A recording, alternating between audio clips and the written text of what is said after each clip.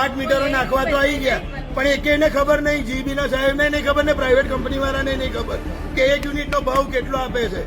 પેલા એ લોકોને પૂછો, આ લેડીઝોને પૂછો કે કેવી રીતે ઘર ચાલે છે. એમને તો સરકાર પગાર આપે છે 2-2 લાખ રૂપિયા. એટલે બૈરી છોકરા ફર્સ્ટ ક્લાસ ઊંઘે એમનો, એમને કશું ટેન્શન નહીં. આ ગરીબ માણસો તો મારી ખાધા એ લોકોએ. અને આજે હું મોઢે કહું છું, એકેય બહાર નહીં જવા દઉં. લાઈન હરકીશ ને લાઈન મારીશ. હા, ચોખ્ખી લીટી તમારા જે સાહેબને બોલાવવા હોય, જેને બોલાવવા હોય એને છૂટ છે. આજે મારું મીટર કાઢી જાવ, મારે લાઈટ પણ નથી જોઈતી, મારે જીબી નો કરંટ પણ નથી જોઈતો. કઈ લગીન હું કહું છું, પણ મારે આ લોકોનો ત્રાસ બહુ થઈ ગયો છે. હું અપઘાત કરીશ. આ લોકો જીબી નું નામ લખીને પેલા સાહેબ ને જોડે લાઈન મારી. અને 11 વાગે અહીં મોકલે ચેકિંગમાં.